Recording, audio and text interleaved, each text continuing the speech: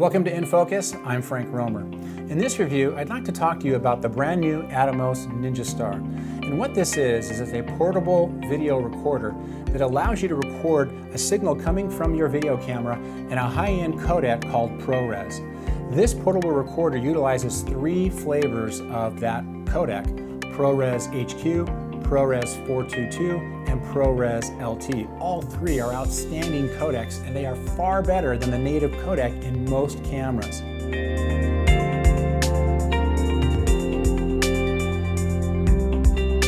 The reason why this product exists is because a lot of cameras record in an inferior codec. And not that they look bad when you record, they actually look pretty good once you pull the card out and you watch it. But you see, that's not the end of the story for us producers or editors. When we take the card out and we put it through the process of editing, rendering, re-encoding, that process just crushes and kills the native codec that this camera produces. And by the time I deliver to my client, I've probably knocked it down 10–15% quality. If I start off with a much better codec, which this will do, ProRes 422, as it goes through the edit process, the rendering, the recompressing, and then encoding, and then I deliver it, it's gonna look better because it started off at a much healthier state, having been recorded in ProRes 422. That is the reason why this is such a popular item, and that's the reason why professionals recognize the math. They recognize that something like this will allow them to start off at a higher level so that when they get through the edit system, it still looks good. Or so that when they get through the edit process, I should say, then it'll still look good upon delivery. So basically, this is a very small, portable, lightweight recorder made by Atomos. Now, Atomos makes several products, but this is their most portable, and I'll say most powerful at its size, option that you can have. And I'm very pleased because, as you can see, I have it mounted to the top of my DSLR camera. And the way this is set up is it basically elevates the quality of my recording once I have it all set up, that is better than what the camera can record internally. So let's talk about that. Atomos made this product so that you, the videographer or cinematographer, have options. And what you do is you connect this device to the HDMI port on your camera. Now, a couple of things here. You probably want to make sure that your camera will send full HD through the HDMI port. A lot of DSLR cameras will not. In other words, they'll scale the video down coming out of the HDMI port, and if that's the case, this may not be a solution for you. But if you do have a camera that allows full HD coming out of the HDMI port, then this is definitely worth an investment. So once you've determined that, you connect this all up, you power the unit on, and you connect it to your camera like I have now. This is the Canon 7D Mark II. I have it set up so that I can preview my footage on the back of the camera. Not all cameras do this, by the way, but I have it set up so I can, it's called mirroring, by the way. The 7D Mark II has a mirroring option so that when you plug an HDMI cable into the unit, it doesn't shut off the rear screen.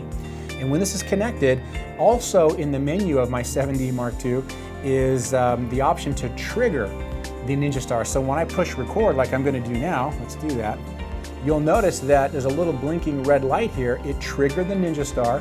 You can see the audio levels going because it's picking up and sending the audio levels, and I'm recording in ProRes 422. And what that does, well, it does many things. I'm simultaneously recording, by the way, so I'm recording to the card in the camera, and I'm recording to this card, which is CFast. The CFast card is a new format that is very fast, no pun intended. It is expensive, that format, although it is coming down in price. I believe that Atomos went with CFast because of all the different flavors of ProRes and how much information that signal requires that the card must handle, so it has to be fast. So right now I'm basically recording, and I can stop recording by pushing the record button on the back of my camera. And I'm utilizing this particular camera in this review because the 7D Mark II has these features.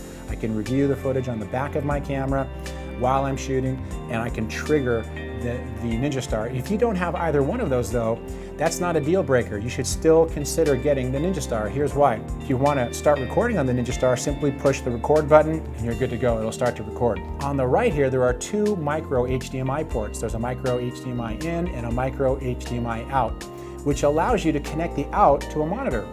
And then you'll be able to see what the Ninja Star is going to record. Now, I know that when you have an external monitor, that's just going to mean more product for you to carry around and more batteries, but it's worth it. You do want to make sure that what you're getting is what you want, and to have a reference monitor is very, very vital to video production. And in this case, I have this monitor here. Now, I've also hooked it up simultaneously, by the way, to a monitor, so I've got both. I'll utilize the output to a client monitor, and then they can see what's happening. Now, notice that this camera just shut down on its own, which is fine. They're supposed to do that to conserve battery power. But you'll notice over here on the Ninja Star that under this lock option, there's a red light. That red light means that it's not receiving a stable video signal. If you have that red light, that means you need to troubleshoot and figure out what's going on. But as soon as I trigger the camera to come out of sleep mode, it'll send the proper signal through the system, and that'll turn green. There it goes, it just turned green. So let's talk about the menu here, or let's talk about the Ninja Star, and I'll give you a quick tour here. So the top row of these lights, all these green lights that go up, this first row indicates audio. You see how that's going up and down because it's picking up the audio coming from the camera. That just means I'm getting audio levels. This middle green row represents how much battery power I have. And then over here on the far right, this row of lights going straight up indicate how much time I will get on my CFast card based on the flavor of ProRes that I have selected there. So in this case, I have ProRes 422. On a 64 gig card, I'm going to get about 45 minutes of record time, okay? So if I want to switch between different flavors of ProRes, all I have to do is hold down this yellow previous button, not preview, and it'll jump over to LT. See how that happened? So when I push the PREV button, the previous button down, it jumps over to LT, and then it now indicates that I can get at least an hour on my 64 gig card. If I hold it down again, it'll cycle through over to ProRes HQ, and then of course that drops significantly based on the 64 gig card that I have here. And then I'm going to hold it down again so I can go to ProRes 422. There we go. And then that goes back up to 45 minutes. Over here on the right, I already talked about this little green lock button, but really what I want to talk about is this I-P option. There's no lights there, but basically if I push the next button down real quick, that'll jump over to the IP option. Now I wanted to show that to you because what that means is if your camera does not send out a progressive signal and you have that option lit up underneath the I to P by pushing that next button down, it will convert the interlaced signal coming from the camera to progressive. A lot of cameras do not send progressive out of the HDMI port of your camera. Even if you have 30p or 60p set up in the camera menu itself, and even if you're recording, of course, which I'll do now, right now my camera is set up to 60p, I believe. If the signal is interlaced, then this will convert it over to progressive. So it's very handy to have that feature. That alone is a pretty important thing because I know that a lot of us videographers and cinematographers don't like an interlaced signal. That little option there will convert it over. Okay, so let's get back to the Ninja Star here. I want to talk about these buttons here real quick. The first thing you may want to do is you may want to format your CFast card. So you put the CFast card in, of course, the unit's turned on. You hold down the record button and the play button at the same time for about 3 seconds. And you'll notice this row of lights blinking. Did you see that blink real quick? That means the card is now formatted. You're good to go. You can play a clip that you may have captured on this card. If you have a cable, an HDMI, a micro HDMI cable connected out to a monitor, you just cycle through previous and next and hit play. You'll be able to review that. And as you go through here, you can see that if you push that down, you can record, you can play previous and next. It's very straightforward, folks. It's very easy to do. If you want to power the unit up, you hold this button down. If you want to power the unit down, you hold that button down and the unit shuts down. So a couple of quick things. The Atomos Ninja Star does not come with HDMI cables, so you'll have to invest in those. And you can find those anywhere, but you'll want a micro HDMI out to a mini HDMI if you're going to connect it to a DSLR.